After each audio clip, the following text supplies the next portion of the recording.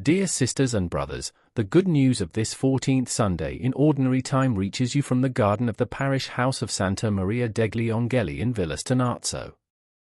Here the pastoral workers who make up the council have prepared a backdrop for us that serves two purposes: to highlight an element that Jesus recalls in the gospel we have just heard, the yoke, and also to prepare us for next week's gospel, which will speak to us of the farmer who goes out to sow, will speak to us of the seed, and will speak to us of the soils called to receive the seed of the word.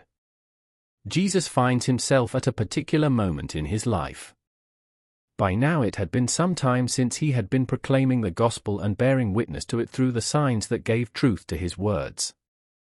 And alongside the scribes, the Pharisees, the priests and the elders of the people, who had practically rejected his message from the very start, now, little by little, to their rejection was beginning to be added the rejection of the people, even the rejection of his own family, and finally even the rejection of the very apostles he had chosen. It was almost to be expected that the scribes and Pharisees, the priests and the elders of the people, would contradict Jesus, so much so that they wanted to silence him, even to kill him. The things he said, particularly the face of God that he presented, were entirely different from the face of God that they presented, a face that you had to earn, a face of God that you had to deserve, because the God presented by the scribes and Pharisees was a God who loved the good but hated the wicked, who wanted good people close to him but permanently pushed away those who were not good. Jesus, on the other hand, speaks of a God who is close, speaks of a God who is Father, speaks of a God who draws near to the least, and demonstrates this face of God through his own behavior. As we know, he did not avoid touching lepers, whom no one dared to touch. He did not hesitate to draw close to the crippled and the blind, and to all the other sick people present in the society of that time. Nor did he avoid calling a tax collector among those he invited to follow him as apostles. What seems strangest to us is how the ordinary people, the crowds who at first had been enthusiastic about Jesus, are now, at this point in his life, drawing away, as if they had discovered something they had not expected. Yet the answer is simpler than we might imagine. What had drawn people to Jesus in the first place? Certainly, the charm of his words, certainly, the beauty of the manifestation of a God who was love, but above all, the signs that Jesus performed. The people had seen the sick healed, had seen the hungry fed, and had grown enthusiastic because of this. They thought that by going to Jesus they would all have something to gain, bodily health, or even a solution to the problem of daily bread. When Jesus begins to explain clearly that he had not come for this, that each person had to see to their own daily bread, while showing solidarity toward whoever might be in need, that one had to look after one's own health with the help of doctors, rather than always and exclusively relying on him, people began to draw back. Then, as we heard in last Sunday's Gospel, when Jesus begins to say that we cannot love any human reality, nor even any person, more than him, or else we are not worthy of him, it is clear that the question mark in the minds and hearts of his listeners grew larger and larger. Was it possible to love less the ones who had given you life, your father and your mother? Was it possible to love less than Jesus, those to whom you yourself had given life, your children? Was it even possible to love yourself less than Christ? This is what Jesus had asked.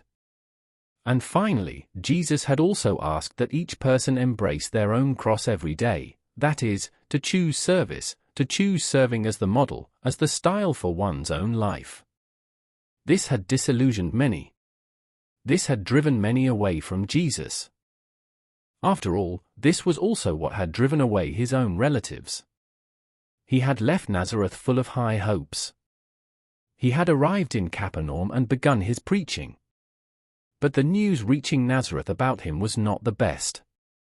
And so his relatives, together with Mary his mother, go to Capernaum in order to bring him back home, because, as the Gospel of Mark tells us, he was out of his mind.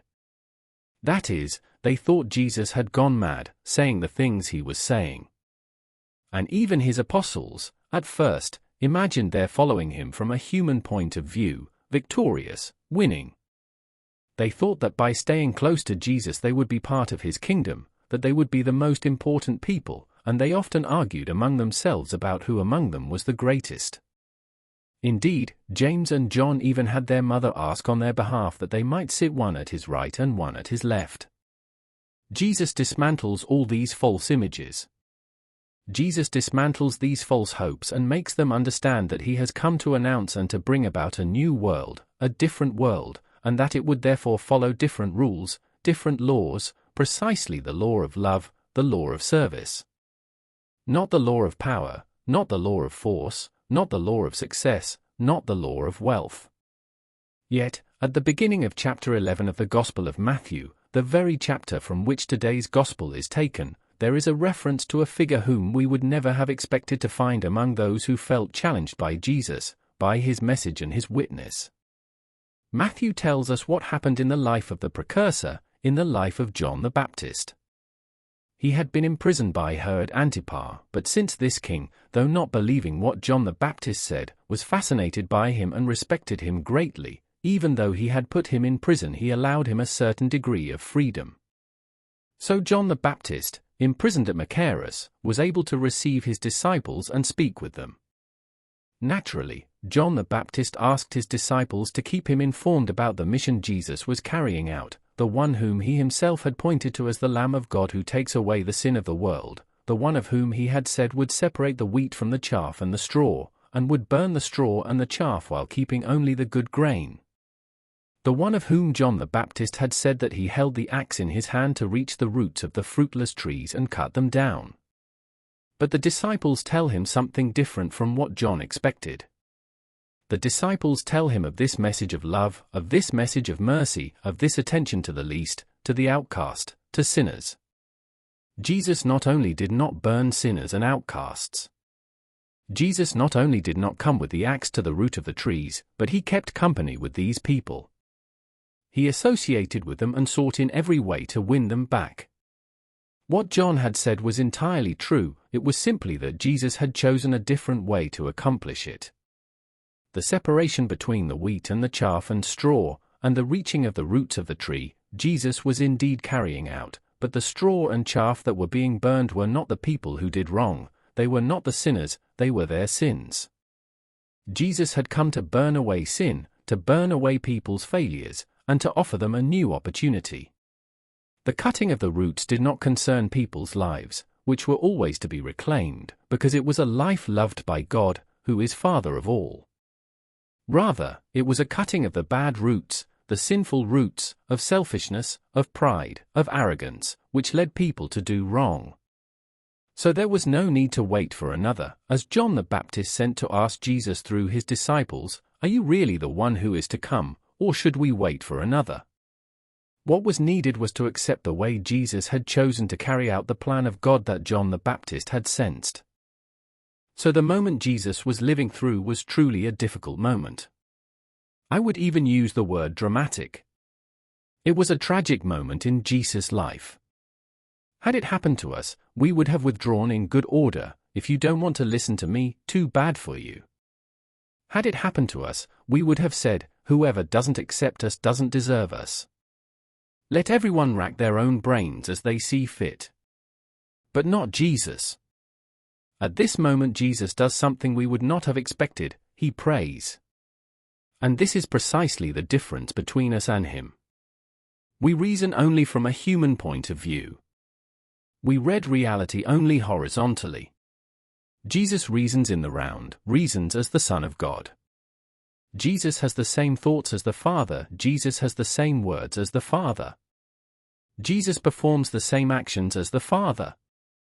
To use the image of the yoke, he has placed himself together with the Father under that yoke, and together they are plowing the soil of the world so that the new world may arise, the new earth, the new heavens, where justice will reign, where solidarity will reign, where love and service will reign. And he invites us to do the same. So, in this difficult, tragic, dramatic moment, Jesus raises his prayer to the Father and praises and blesses him. It is not a prayer of request, it is not a prayer of asking, it is a prayer of praise, it is a blessing.